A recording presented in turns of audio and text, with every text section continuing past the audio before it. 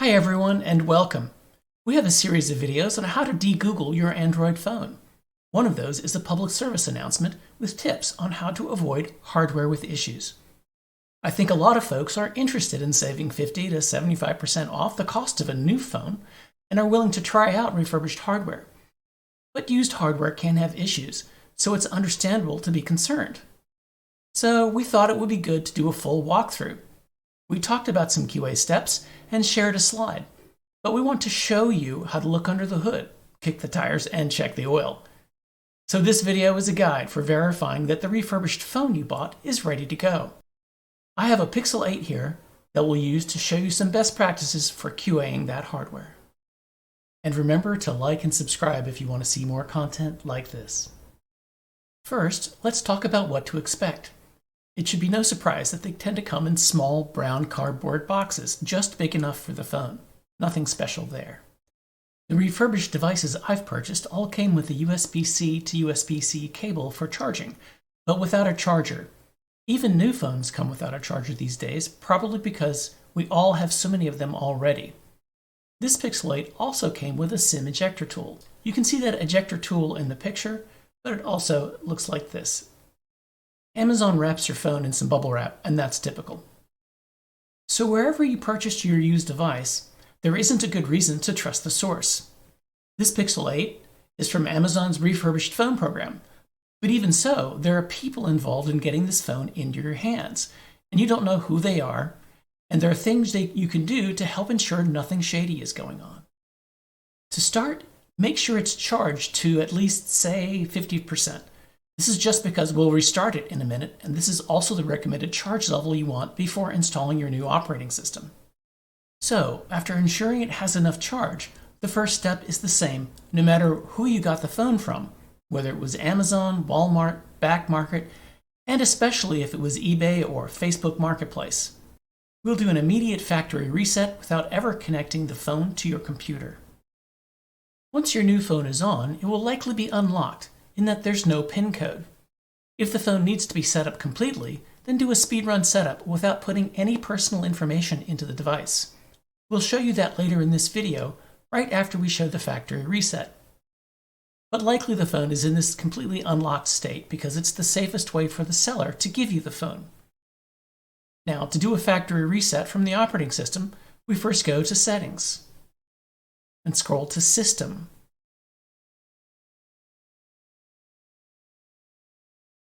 We scroll to Reset Options, and we choose Erase All Data.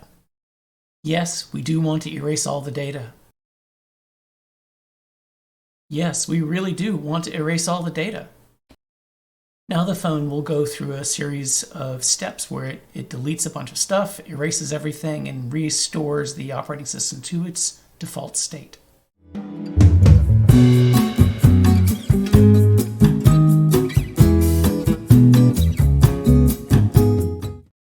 So there is another method to do a factory reset.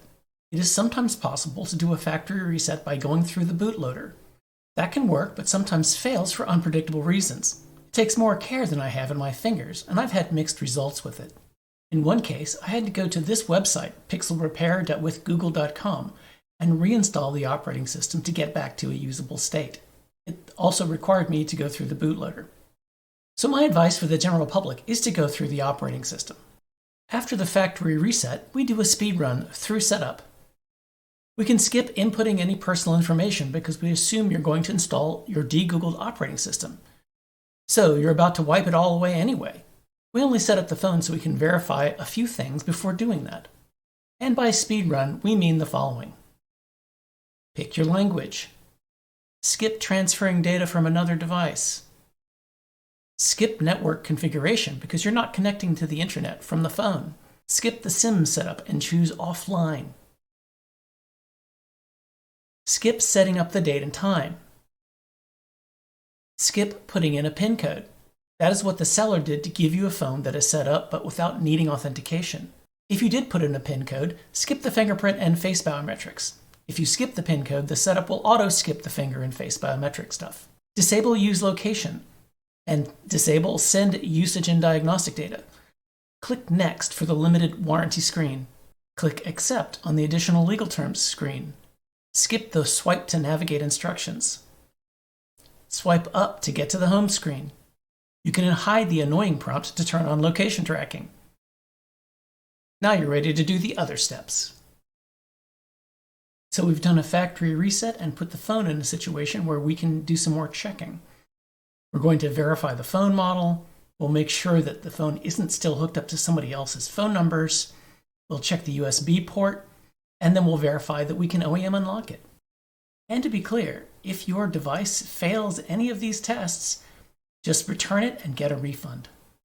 Next, we go into Settings, and we scroll to About Phone, and then we scroll up until we can see the model number. You want to make sure that the model number is correct, and you'll also notice that we see evidence of previously installed SIM cards. That's our next task. So we want to go back to System and go into System, scroll down to the bottom and go into Reset Options, and we want to choose Erase eSIMs. And then we want to say Erase. That's very clear that there were previously installed SIMs that had not been erased. And the next thing we want to do is to go check the physical SIM card slot. For that, we use the SIM slot tool that we mentioned at the beginning of the video. And then we push that into the hole until the card tray pops out, and then we pull out the card tray and take a look and inspect it on both sides to make sure that there are no physical SIM cards present. And then we can pop the card tray back into the slot. The next thing we're going to do is a physical inspection of the USB port. So we want to grab a flashlight and so we can shine it inside the port and check and make sure that the tab inside the USB-C port is unbroken, doesn't look bent or cracked. And I had a device that had a problem there. So this is what I do every time. And now that that is complete, we're going to grab a USB cable that's connected up to our computer and we're going to attach it to the phone.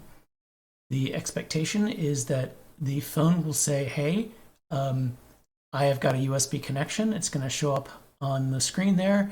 You're going to click charging and then go and tell it to choose file transfer.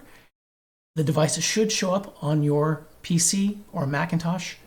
And as long as it's showing up correctly, then we know that data transfer is available for your de-Googling efforts. Okay, we will have one last step, and that's the most important step, the one where we verify that the phone has been carrier unlocked. We again go into Settings, and we scroll to About Phone. We go into About Phone and scroll to the bottom to the build number, and we're going to do the same thing we always do. We're going to tap it 7 times until it tells us that we're a developer. And then we're going to go back and go into System, and we're going to go to Developer Options and go in there, and we're going to scroll down to OEM Unlocking and say Enable. You'll note that it didn't ask for authentication, and that usually does happen. However, we have put the phone into a case where it doesn't need a PIN code, and so it doesn't ask us for authentication. And while we're here, we can scroll down to USB debugging and enable that because we know we're going to need that for installing a de-Googled operating system. So we've done a complete walkthrough of verifying that the phone is ready for de-Googling. We've done a full factory reset and a speedrun setup of the operating system. Then we verified the specific model number. We erased eSIM configurations that should have been removed from the phone before we received it. We also checked that there wasn't a forgotten physical SIM card. We did a visual inspection of the USB port to look for any hard-to-detect connector problems that could affect data transfer, and we verified that the phone could actually go into data transfer mode. Then we checked that the phone could be OEM unlocked, which is arguably the most important step. One thing we didn't check was battery health. Phone resellers usually advertise a minimum battery health, so why didn't we look? Well, Google Android requires you to log into a Google account for that information to be visible, even though the battery health information is available at the hardware level. The short version of why is that showing that information is integrated into Google's data collection services, which require your identity. In any case, you can always look at battery health after you install your new operating system. So that's your full QA pass. Thank you for watching. Remember to like and subscribe if you want to see more content just like this. See you next time.